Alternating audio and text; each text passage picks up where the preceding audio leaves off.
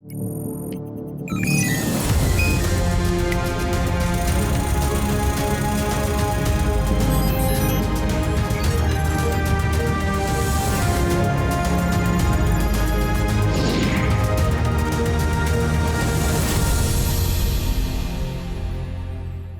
Google charts have gone viral in looking up what is coronavirus, and people all over the net are sending misinformation on WhatsApp groups. To talk about the speed and the scale of containing this virus done by the GOI, we have with us today the man of the moment, Dr. Randeep Guleria, Director, All India Institute of Medical Sciences and one of the brightest minds of India. It is indeed our privilege and pleasure to talk to him today. So as we speak, the epidemic has spread to over 170 countries, and there have been more than 10 deaths in India today and more than 500 infected. How do you see stage 2? So I think that currently in India, we are maybe in a little better position as compared to some countries in the West, but the number of cases have started increasing. And we are gradually moving into a stage where we will start seeing a peak in the number of cases, and we may start having community spread. That is the reason why, after a lot of deliberation, the Government of India has done or has moved into this drastic step of having a complete lockdown and curfew, because the challenge is to prevent this spread and clusters from happening early rather than late. If the disease already spreads and then you start having a lockdown, then you are doing it once the sort of horses outside has left the stable. So I think that is why we need to do it early, and there are signals which suggest that some degree of community spread may be about to start, and we have to prevent that in a big way. So as we talked today, WHO has applauded India's efforts, and indeed the lockdown is of immense help and could be even extended if it doesn't work in the period that we have been told. But on a major question, there is a little difference on people's minds as to how this virus started, whether it was by a bat or a reptile. If you could give us a little more information about that. And the Wuhan epidemic rolled out on 31st of December. And now the epidemic in Italy and Madrid and all these places is indeed worrisome. And people are indeed very, very scared of the epidemic. What do you feel is going to happen next, and how did this virus actually roll out? So this virus originated from Wuhan. It is definitely a novel virus. That's why it's called novel SARS virus. The issue to remember here is that this is a virus, as far as humanity is concerned, there has been no exposure, and that is predominantly because it has jumped species. It was a virus which was there in bats. It mutated or changed and became a human virus. Then it also developed an ability which is very important for a pandemic, and that is sustained human to human spread. There are certain viruses which jump species. They go from animals or birds to humans. Or we had bird flu, which was H5N1, which was an influenza related virus. But that virus caused illnesses only in those people who were working in poultry, because if you came in close contact with poultry, you got it, but they were not able to transmit the infection to other humans. Right. So human to human spread was not happening. This new or novel coronavirus developed the ability to spread from one human to the other rapidly, and that's how you started having huge number of cases in Wuhan. Now, it was limited to Wuhan for a long period of time because of the number of cases and number of people traveling from China to different parts of the world. The virus gradually was able to let's say, slip the net and reach different parts of the world, and wherever it reached are actually linked to places where there are huge flights coming in from China itself, that is Europe and parts of USA and also Korea and Japan. Based on how the people traveled with the virus, if you have infection, let's say I get the infection with coronavirus, it may take me up to 7 to 10 days or 14 days to develop symptoms. That's the incubation period. During that time, I will have no fever, I will have no symptoms. I can pass through any thermal scanner and they will not pick me up. Unless I report to the health authorities when I reach there that I have these symptoms and I have travelled, it will not be picked up by anyone, and you will spread the infection in your own community. And in the beginning, as happened in Italy or in other parts of the world, there were a few number of cases, people did not give it that much of importance, and then there was a huge spike in the number of cases, and then lockdown was done. We have preempted that and tried to do an early lockdown so that we prevent the spike in the number of cases and sort of bend the curve, sort of contain it and flatten it a little bit, yes. so that we may have cases which may continue for a longer period of time, but they are manageable. They don't become huge as is happening in Italy, that you have no ventilators, you have no beds, and you're converting stadiums into hospitals. Right. That type of situation is happening at a global level. And are we looking at re-looking at manpower ourselves, because as we speak, COVID hospitals in states have also been directed by the GOI. But sir, we need more forces to come in, maybe interns, PGs. How do you look at all this? So there is a plan in place where interns will get posted to COVID wards. Doctors working in other areas, they could be surgeons, they could be paraclinical people, they could be working in say eye, ENT, will get posted. We are already working on training them in terms of infection control, in terms of basic principles of management, and therefore the pool will be increased by healthcare workers being drawn in from other areas which are otherwise not looking after medical cases but are more surgical, because surgery has been stopped or emergency surgeries have come down. So we will be able to develop a larger pool of doctors who can therefore manage these patients. What are the asymptomatic symptoms? Because people are a little confused, because this is same kind of flu or fever. Some people are even hallucinating, imagining the flu, and dehshat phaili hui hai, to be very honest. And they're also going to various parks as we speak, and taking their pets. So some kind of a lockdown there as well. So when we're talking about lockdown, it's a total lockdown. If you feel that you can go to the park and you meet your friends there and sit and Party, chat there, then that is not a lockdown. Lockdown is that you don't come in contact with any other individual and you maintain social distancing, because it's a spread from one human to the other. So if you are able to have a very aggressive lockdown, that there is no physical communication or physical contact between two individuals, you will be able to prevent the chain of spread that is happening. Second important thing is that it's important to understand that this is a virus which is also gets settled on surfaces, and these surfaces could be tables, it could be chairs, or if you have a cold and cough and you have that infection and you're rubbing your nose, the virus can come onto your hand, and if you touch any surface, say a doorknob, and you open the door or you touch the handle of a door, the virus will get onto that doorknob and stay there for some time.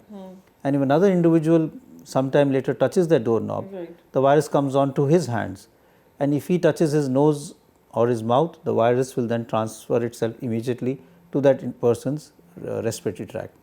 Therefore, along with social distancing, hand washing and proper hand washing is also very important, because this is also a droplet infection which stays on surfaces for a few hours. So you must wash your hands regularly. That will also help in breaking the chain of command. And better hygiene for India. But when you just said that, the parcels and the e-commerce companies that are sending in, say from Amazon, people are ordering food, how careful should they be, to sanitize that as well? As we speak, we've sanitized the mics also. So sometimes we're going a little bit overboard, but I think that's good. But my own issue is that as far as cardboards are concerned, the virus doesn't stay on that for a very long time. And even if you touch anything from outside, wash your hands properly and make sure that you dispose of these things properly. Chances of it staying on surfaces which come through courier or through other means is very low. I believe people have stopped picking up newspapers because of the fear that the newspaper may have it. There is nothing like that. And on that note, we are going in for a short break. Stay tuned. We'll be back with more on India Fights Corona.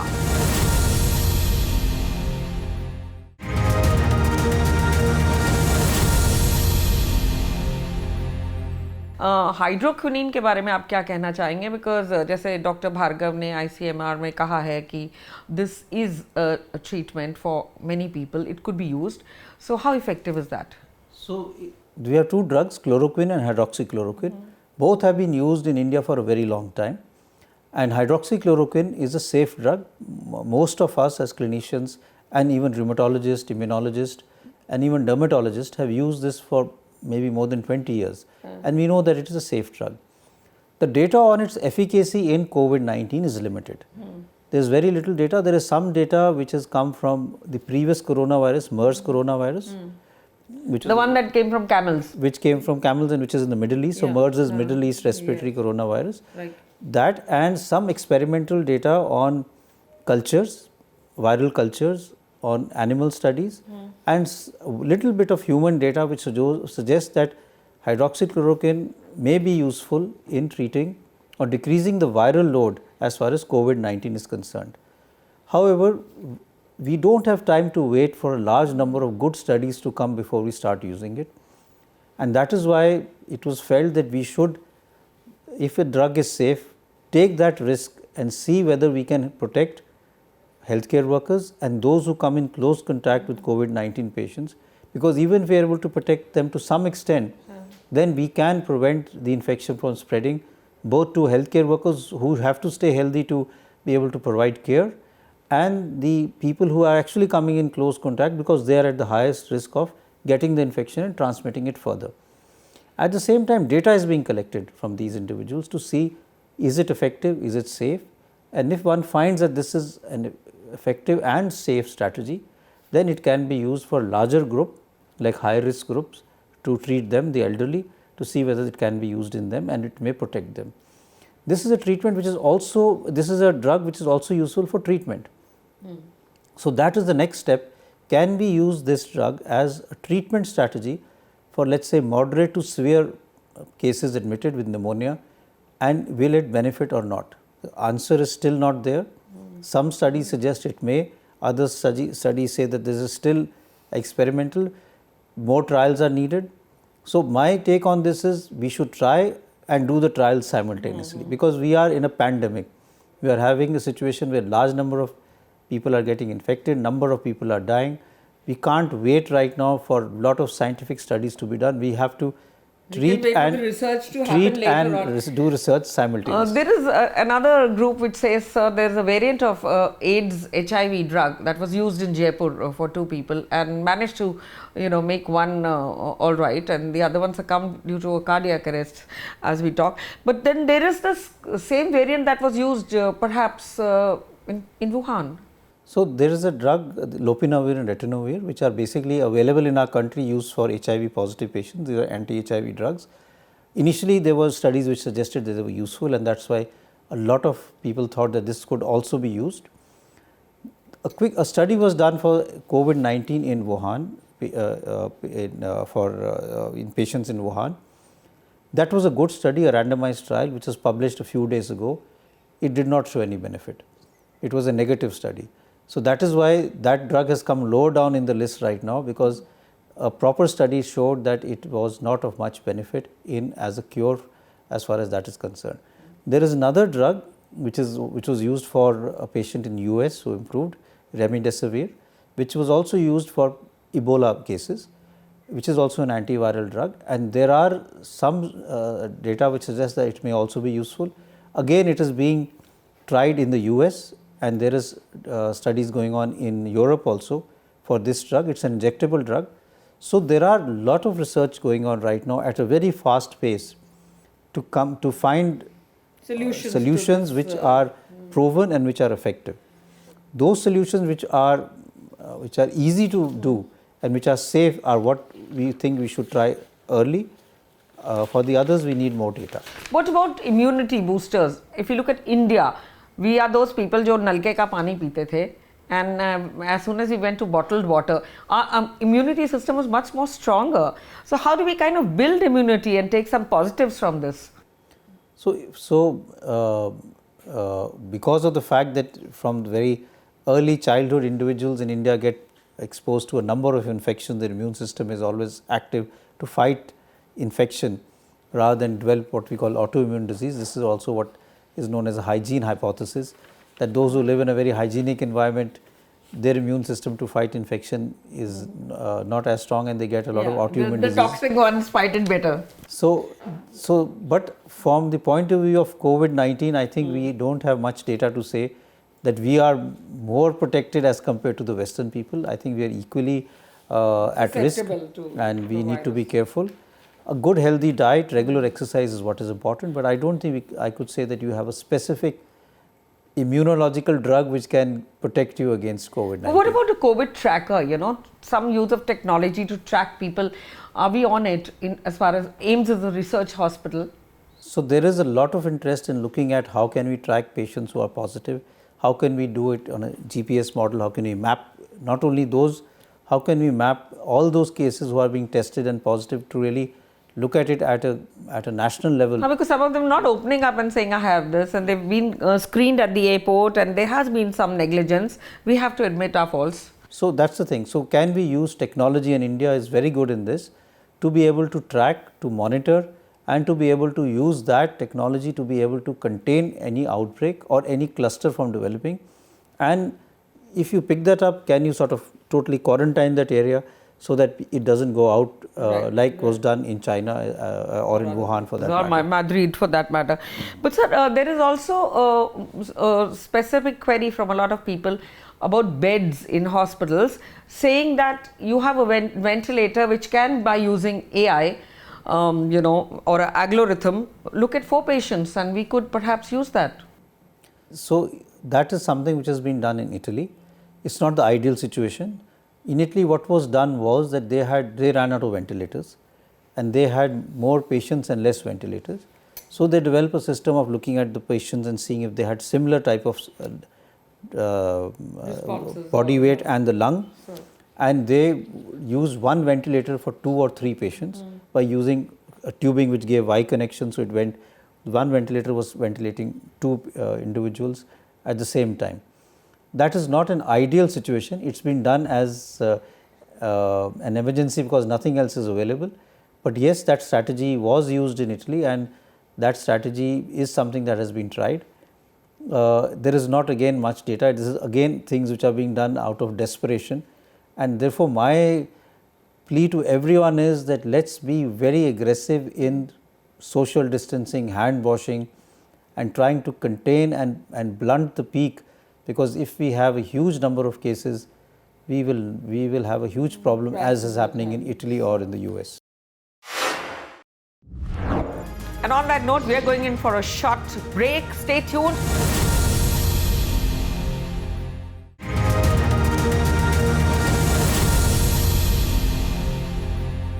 So, is COVID-19 of any concern to animal husbandry? Currently, there is no data, and a lot of people worry that what about pets, and can they get the infection or can they give the infection? I think nature has reclaimed the spaces. They're having a party instead. All the birds, you can see them suddenly, and the dogs and all that. So, although this virus started from animals and jumped species, it is now a human virus. So, it is no longer has anything to do with animals. So, as far as pets are concerned or animals are concerned, neither can they get the infection, nor can they give the infection to humans. What about summer or humidity? Will it kill the virus?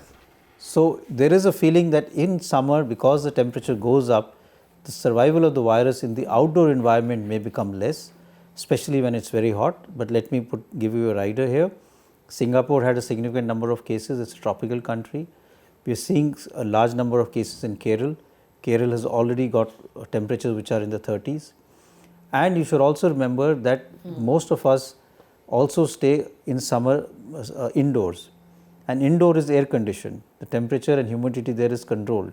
So even if you are inside and you're coughing and you are having the infection, you can spread the infection in the indoor environment, which could be a shopping mall, it could be your office, and therefore temperature is not the solution as a whole to say that the virus will die because what about testing labs and kits, and 4,500 for a person who's from a poor background or low economic strata? How do we look at that? So my appeal would be that this is the upper limit. I would say that all labs should look at costing, and see whether they can bring the cost down on their own to bare minimum and even free if the patient cannot afford. And as we are looking at the next few days, we are going to get new and new kits available, which will actually make the cost even lesser. And I'm sure that over a period of time, we will have kits available and treatments which will be much more cheaper. So I think all labs should look at the costing and try and do it at just the cost rate. Don't look at a profit. People are saying it may worsen before it ends. What is your take over here? How do we actually look at preventing stage 3 in India? Do's and don'ts, sir. So from my point of view, if you want to prevent stage 3, social distancing, hand washing, staying at home, listening to what the government says and rigorously enforcing the lockdown are the solutions for it. It's time for us to do this aggressively, otherwise we will regret later on. And then we will not be able to change the course of history. So this is the time that we have to really work aggressively and work as a team, work as one nation. Every citizen of the country should understand his responsibility and be able to do that. If we do that, we will be able to prevent our country from going into the next stage. What Dr. Guleria has just said is that it's going to take more than a namaste to shoo away corona and ban this virus from our country. So the entire India should come together and fight this virus. And on that note, many thanks for joining us, sir, and sparing your precious time. It was wonderful talking to you. And let's just hope India beats corona.